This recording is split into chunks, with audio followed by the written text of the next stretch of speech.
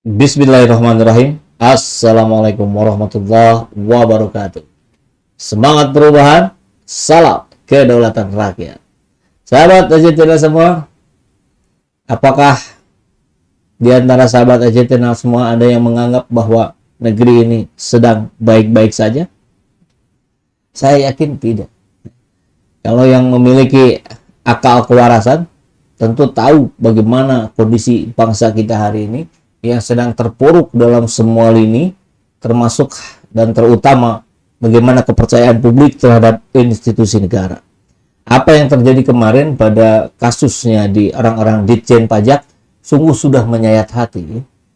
Yang tidak mungkin memiliki harta miliaran ini sampai punya 56 miliar. Yang kemudian atas namanya sampai dibagi-bagikan ke orang lain. Pemilik Rubicon itu siapa namanya? Saifuddin ya. Rumahnya di dalam gang dalam satu petak. Itu sudah tidak masuk akal. Artinya, kelakuan para penguasa hari ini sebetulnya sudah tidak bisa ditolerir lagi. Dan yang terjadi hari ini justru menjadi-jadi. Semakin terus menampakkan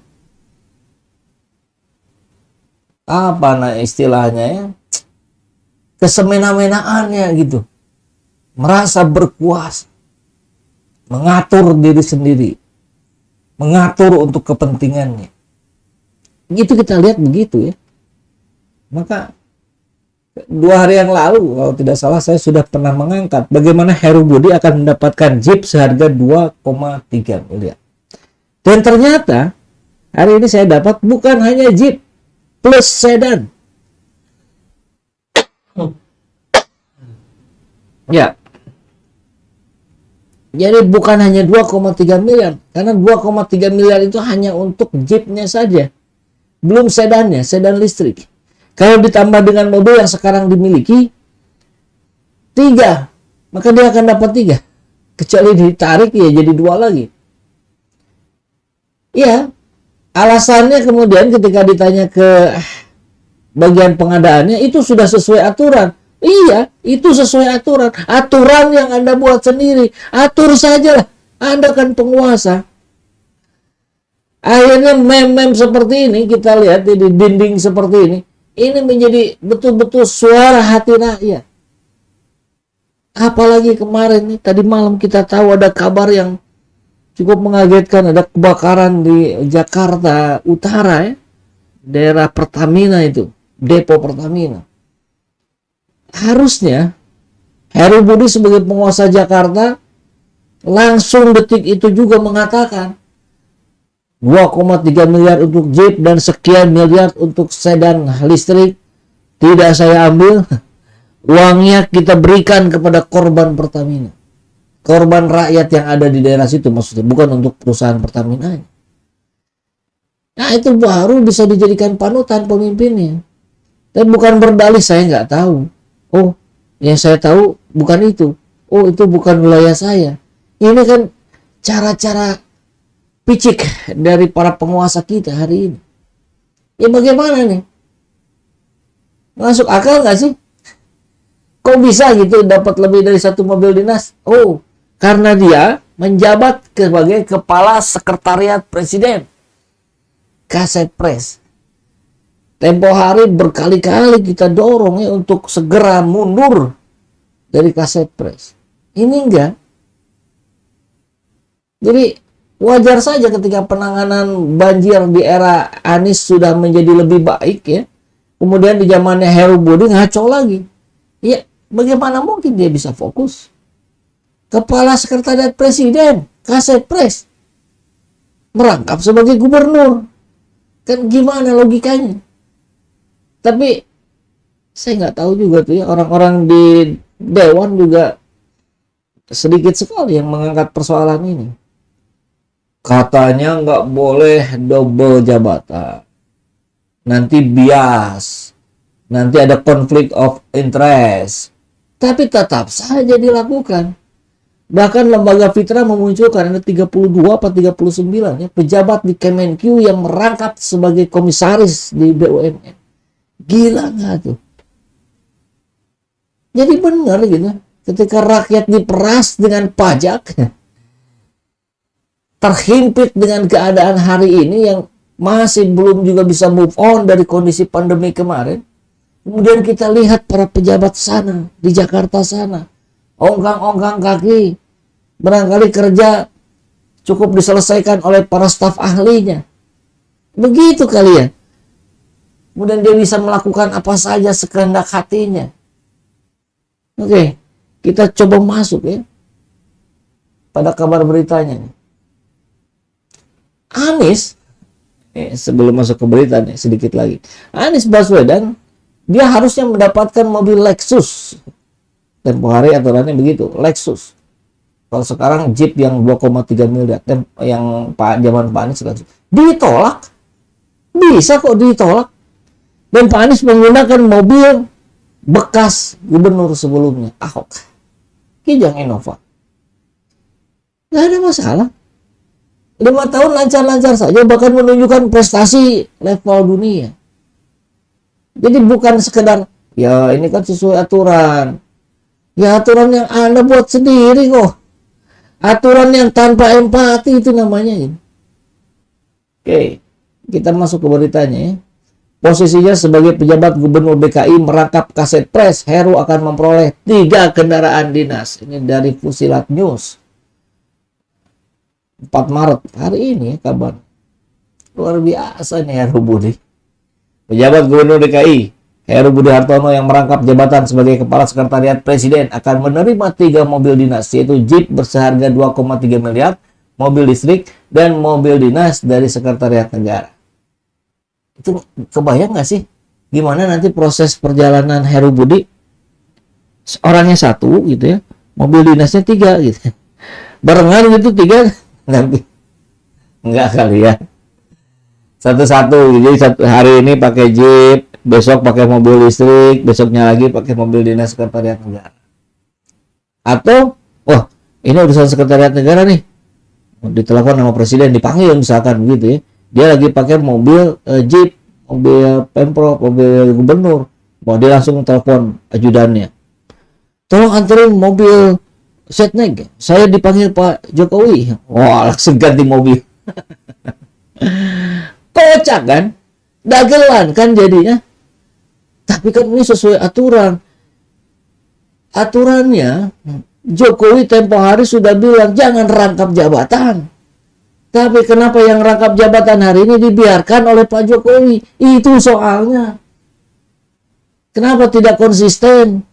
Kenapa tidak sama apa yang diucapkan dengan apa yang diperbuat? Kan jadinya begini. Ya Heru Budi senang-senang aja kali. Jabatan saya masih ada kok. Belum dipecat.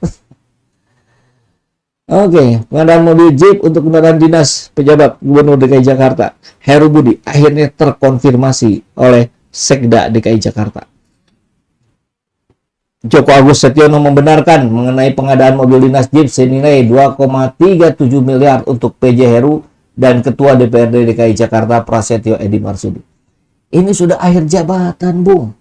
Kalau mau kenapa nggak di awal sih? Heran deh. Mau dipakai berapa setahun? Setahun setengah paling. Joko menerangkan fasilitas yang diberikan kepada pemimpin eksekutif dan legislatif itu sesuai dengan ketentuan dalam peraturan Menteri Dalam Negeri Permendagri nomor 7 tahun 2006 tentang standarisasi sarana dan prasarana kerja pemerintah daerah. Hal itu juga diperkuat dengan peraturan gubernur nomor 119 nomor 2020 tentang pengelolaan kendaraan dinas. Menurut Joko, tidak ada yang salah dengan pemilihan mobil dinas tersebut. Sesuai Permendagri, kendaraan dinas itu untuk gubernur, kepala daerah, provinsi di seluruh Indonesia itu standarnya adalah mobil Jeep dengan kapasitas 4.200 cc. Mau kemana? Mau ke gunung? Emang ada gunung di Jakarta? Coba dong, bikin aturan tuh yang benar gitu, jangan yang asal-asalan. Ya, kemudian satunya lagi karena jatahnya 2, satunya lagi mobil sedan dengan kapasitas mesin 3.000 cc. Wah. Kata Joko kepada wartawan di Balai Kota DKI Jakarta Jumat kemarin ya. Aduh. Kenapa ya nggak bisa mengedepankan empati itu penguasa? Padahal jatahnya itu jatah siapa sih? jatah gubernur yang dipilih rakyat, atau termasuk juga jatah gubernur giveaway? Kalau yang dipilih rakyat masuk akal lah ya. Dia sudah berjuang dengan segala upaya tenaga mendapatkan suara. Akhirnya ada fasilitas. Ini gubernurnya aja giveaway kok, ditunjuk kok, tanpa kesepakatan rakyat kok. Malah boleh jadi kalau dibuat polling atau survei, mayoritas rakyat Jakarta, warga Jakarta tidak mau dipimpin Heru Budi. Sangat boleh jadi. Tapi kan nggak ada yang bikin survei ya. Yang nggak dipesan kok. Yang banyak itu kan yang dipesan itu. Oke, kita lanjutkan ya. Dia mengungkapkan sebenarnya Heru belum memiliki mobil dinas sejak PJ Gubernur DKI Jakarta Senin 17 Oktober 2022. Selama berkegiatan di ibu kota, Heru menggunakan mobil dinas milik Kementerian Sekretariat Negara. Ini sama saja mobil dinas. Apa bedanya? Pak Anies nolak itu. Nggak usah mobil baru, mobil lama masih dipakai, yang penting fungsional, kan itu intinya. Lagian pakai Jeep mau kemana di Jakarta? Hal itu lantaran Heru masih merangkap jabatan sebagai Kepala Sekretariat Presiden. Mundur dong dari Kasetpres kalau mau fokus benahin Jakarta. Rangkap jabatan itu imbas pelaksanaan pemilu serentak 2024 yang membuat Kepala Daerah Jokowi ditunjuk Jokowi melalui Kemendagri. Karena alasan teknik itulah pemerintah Provinsi DKI melakukan pengadaan 2 mobil dinas sekaligus untuk Heru. Ya beginilah. Kalau picik gitu, kalau pikirannya sempit, ini aturannya begini, ini aturannya begini. Lah Anda nggak tahu itu orangnya satu itu. Jika 2 mobil pengadaan itu benar-benar terwujud, maka Heru bisa memiliki 3 mobil dinas. 2 mobil dinas untuk posisi PJ Gubernur dan satunya untuk Kasetpres. Pak Heru itu tidak memiliki kendaraan dinas di sini. Gila ya. Kalau saya jadi Heru Budi malu bener. Ada berita begini saya langsung klarifikasi di media. Saya tolak. Kijang Innova saya masih bagus. Iyalah, Kijang Innova itu kan mobil keren itu. Berapa persen rakyat yang bisa beli mobil-mobil selevel Kijang Innova? Dia menyebutkan setiap periode kepala daerah di DKI memang rutin dianggarkan pembelian mobil dinas. Iya. Karena itu Heru juga mendapatkan jatah kendaraan dinas jenis Jeep dan sedan. Joko menyebutkan Pemprov DKI mengupayakan kendaraan listrik untuk digunakan sebagai mobil dinas Heru. Aduh, hal ini sejalan dengan aturan instruksi Presiden nomor 7 2022 tentang penggunaan dinas instansi pemerintah pusat dan daerah. Regulasi ini bertujuan untuk mendukung percepatan pelaksanaan penggunaan kendaraan listrik di setiap kantor pemerintah daerah. Ya, terserah Anda saja lah ya. Tapi kami rakyat mengingatkan, ketika empati tidak muncul dari Anda para penguasa, jangan harapkan kami memberikan kepercayaan kepada Anda. Tanpa adanya trust, saya yakin pemerintahan juga tidak bisa berjalan. Bagaimana sekarang kelimpungannya di Ditjen Pajak? Habis-habisan ini sekarang, nggak percaya. Kita lihat campaign di berbagai media sosial, jangan bayar pajak segala macam. Ngeri itu. Nah, jika 2 mobil pengadaan ini benar-benar terwujud, maka Heru bisa memiliki 3 mobil dinas. 2 untuk posisi ini, 1 untuk Kasetpres. Oke. Itulah yang terjadi. Sayang sekali tidak ada kata-kata yang muncul dari seorang Heru Budi untuk meredam kemarahan rakyat terhadap kinerja pemerintahan hari ini.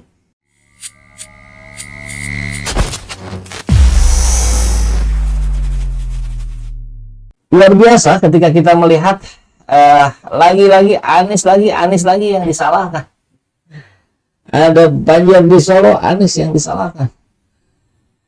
Apapun asal Anies lah, begitu barangkali ya pesanan dari pihak sebelah sono.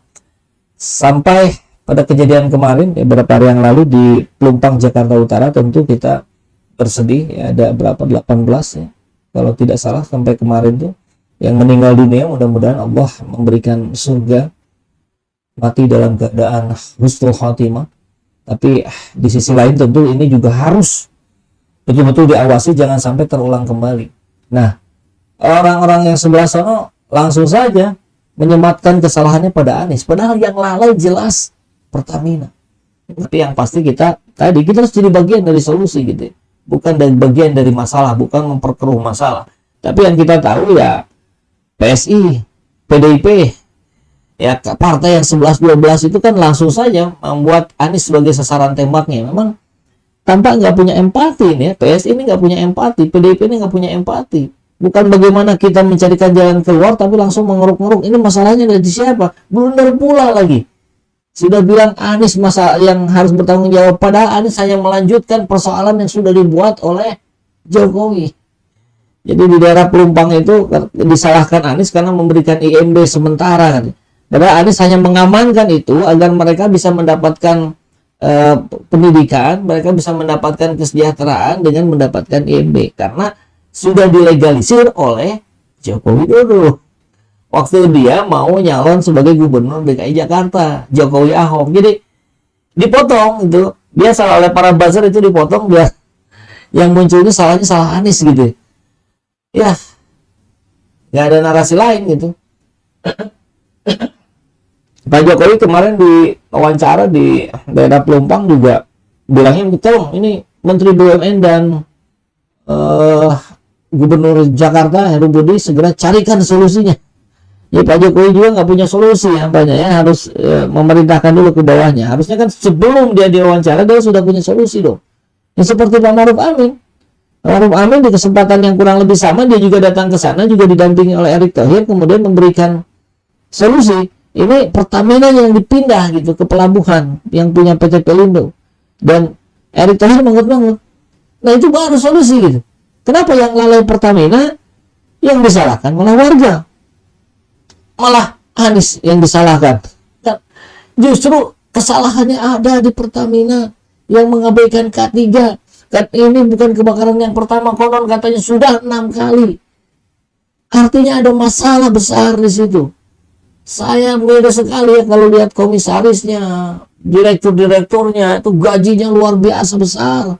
Konon katanya sampai ratusan juta. Tapi kita lihat pekerjaannya kok hasilnya seperti ini.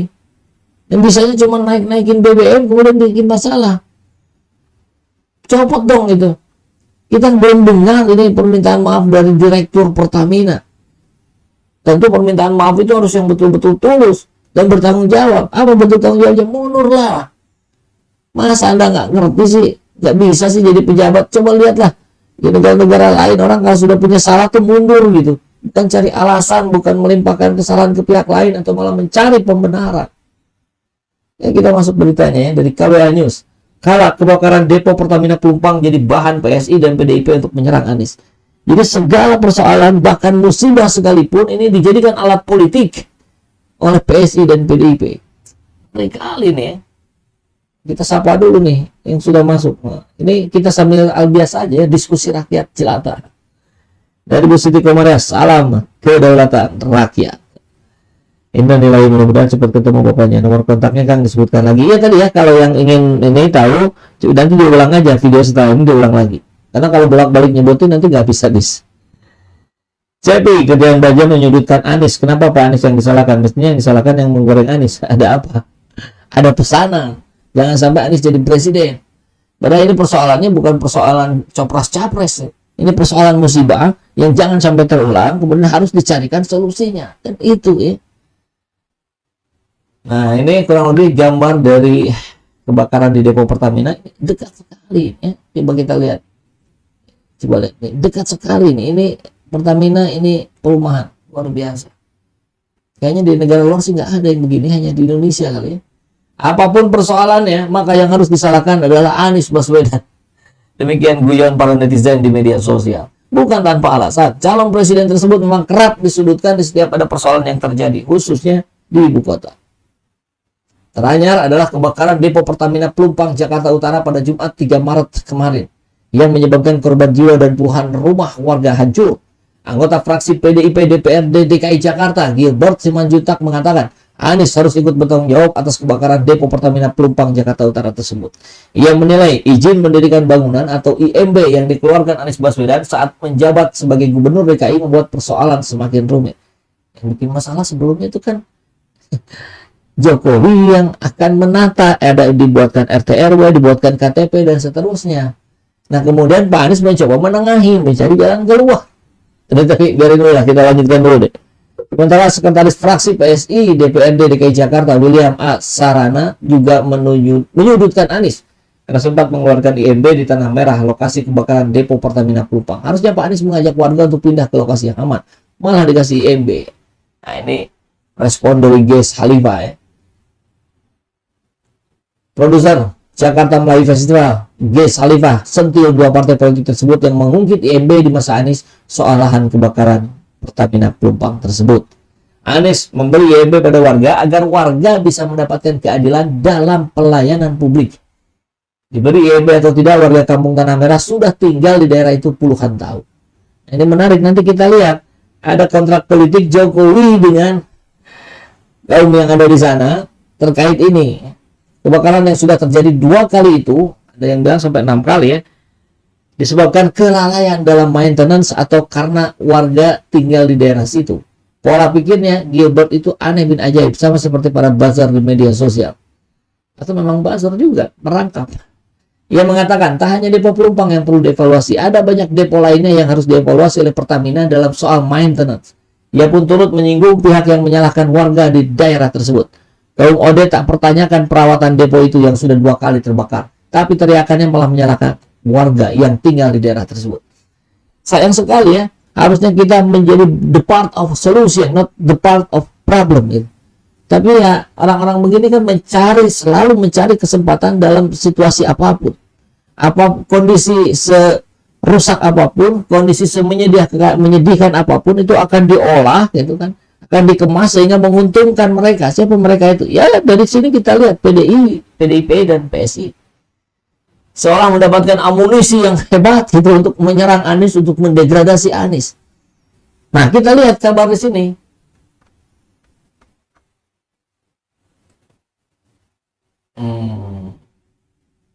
Oke, ini nanti ya, ini dulu deh, yang dari Twitter dulu. Nah, kesepakatan Anies sama warga Tanah Merah dipersoalkan, tapi kontrak politik Umar bin Khattab dalam tanda petik itu maksudnya Jokowi ya, karena ada apa penjilatnya, penjilat apa tuh ya, pengikut gitu, pengikutnya Anies menyamakan, pengikutnya Jokowi menyamakan Jokowi dengan Umar bin Khattab, jadi dipakai tanda petik. Ini saya bacakan Jokowi aja ya. Tapi kontrak politik Jokowi nggak dibahas sama sekali. Padahal warganya sama. Jadi kita lihat di sini. Ini ada kontrak politik Insinyur Haji Joko Widodo. Yang konon sebelumnya, setahun sebelumnya masih DRS. Kemudian berubah jadi Insinyur. Cuma ini kebaca nggak ya? Kita lihat deh. Kontrak politik Insinyur Haji Joko Widodo dalam calon gubernur DKI Jakarta 2012-2017. Jadi jelang dia menjadi gubernur, dia bikin kontrak politik Jakarta Baru. Nah, ini Sabtu 15 September 2012 di Muara Penjaringan, Jakarta Utara.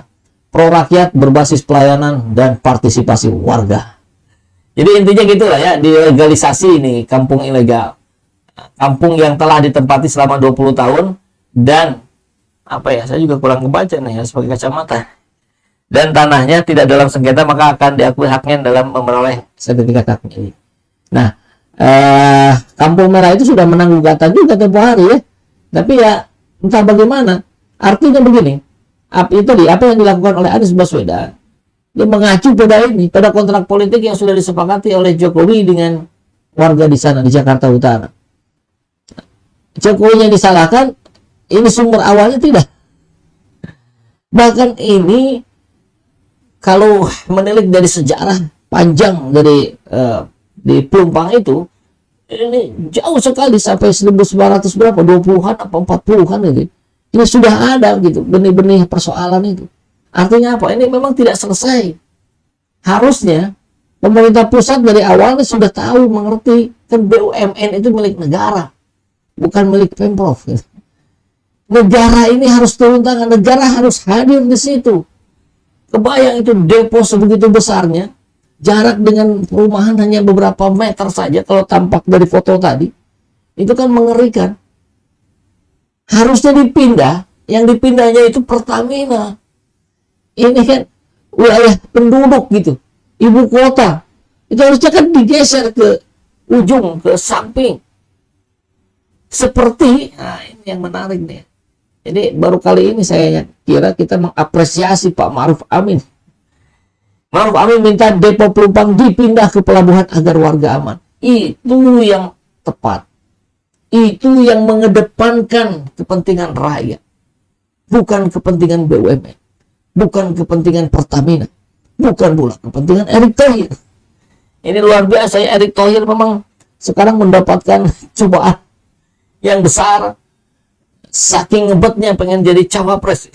Sampai jabatan PSSI pun diambilnya gitu. Padahal ini fokus nih. Nah, jadi dengan ini harusnya siapa Erick Thohir mengerti, paham, dia harus mundur lah dari PSSI. Benahi dulu BUMN, benahi dulu Pertamina yang banyak persoalan. Kalau tidak mau melepas PSSI, ya Anda mundur sebagai Menteri BUMN gitu. Bukan kemudian menyuruh pasukannya gitu untuk menyalahkan Anies gitu. Kan aneh. Kita lihat beritanya ya. Ini videonya menarik, gambarnya menarik sekali ini. Ada Pak Ma'ruf Amin yang sedang bicara, kemudian di belakangnya ada Erick Thohir yang tertunduk, sangat tunduk, takluk. Tapi nggak tahu apa yang ada di pikirannya, karena kita melihat ini munculnya dari Pak Ma'ruf Amin, bukan dari Erick Thohir, bahwa Pertamina Pelumpang lah yang harusnya depo itu yang harus dipindah, bukan warganya. Oke. Wakil Presiden Ma'ruf Amin mengatakan, depo Pertamina Pelumpang rencananya bakal dipindahkan ke kawasan pelabuhan milik PT Pelabuhan Indonesia atau Pelindo. Ia bicara langsung kepada warga yang terdampak insiden kebakaran depo Pertamina Pelumpang pada Jumat malam.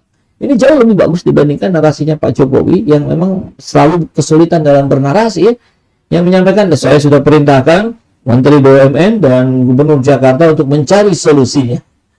Ya harusnya itu sudah disiapkan sebelum Anda bicara ke publik.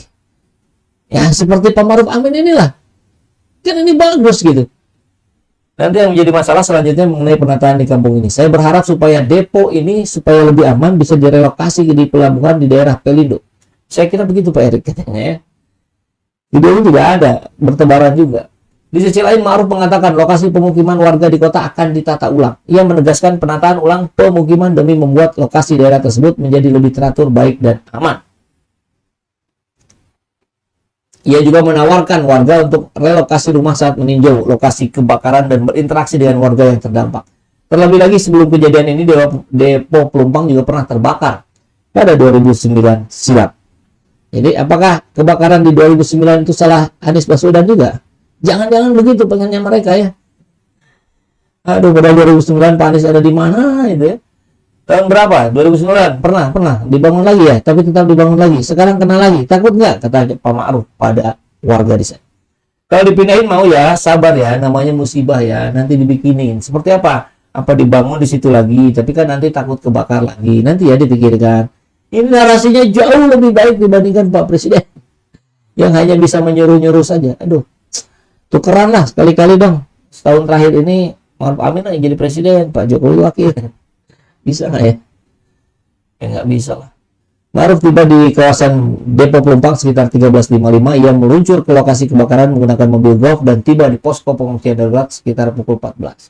Ia ditemani Erick Thohir. Oke. Nah, itulah ya yang terjadi. Kemudian kita akan langsung saja berdiskusi dengan sahabat EJ Channel semua yang sudah memberikan komentarnya di kolom live. Paidi, bukan, BNS. Istri Ahok selingkuh, yang salah Anies. Waduh. Agus Budiman, ada apa dengan Simanjuntak? Coba Simanjuntak juga diusut. Diusut apanya? Hartanya atau apanya? Kalau kemarin kan kita bahas ya, ketika KPK meminta bantuan netizen untuk membongkar harta kekayaan pejabat yang dianggap tidak masuk akal, maka netizen menjawab, yuk kita bongkar dulu mulai dari pimpinan KPK. Pilih dahulu, bongkar dulu. Kan itu keren tuh ya, mulai dari diri sendiri, mulai hari ini, mulai dari yang terkecil. Kata Agim begitu.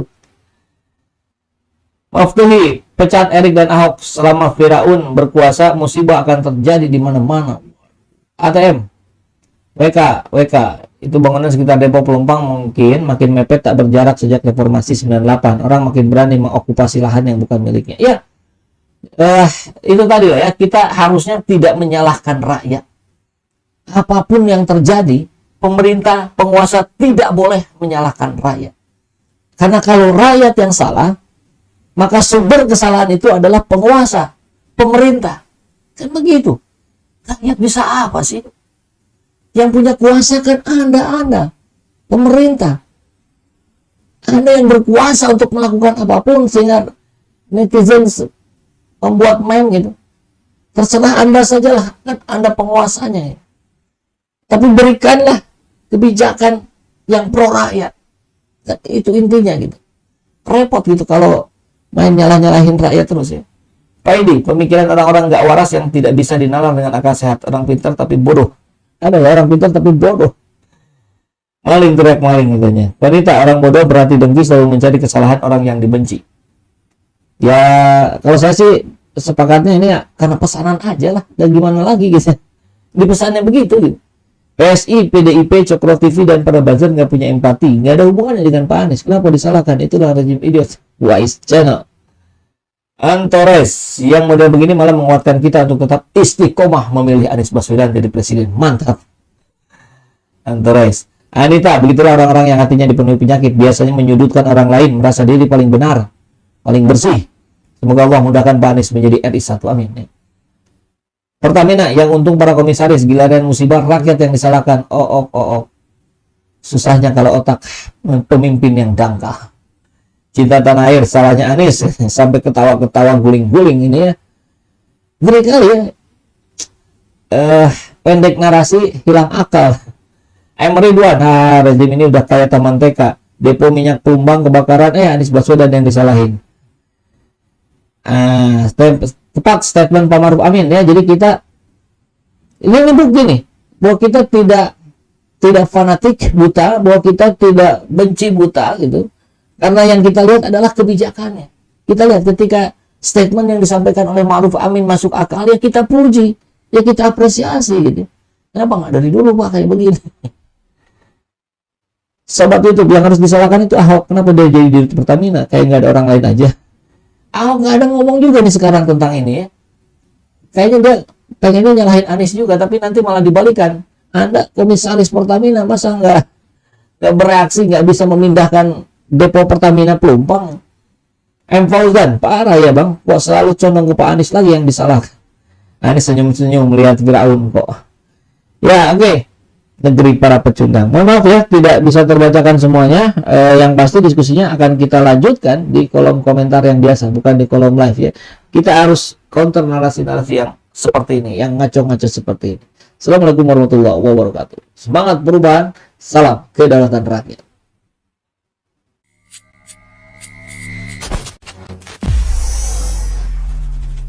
Adillah pada kami tak bodoh. Meski memang kami tak pandai, tapi kami berjanji akan tetap mengkritik sesuai isi hati.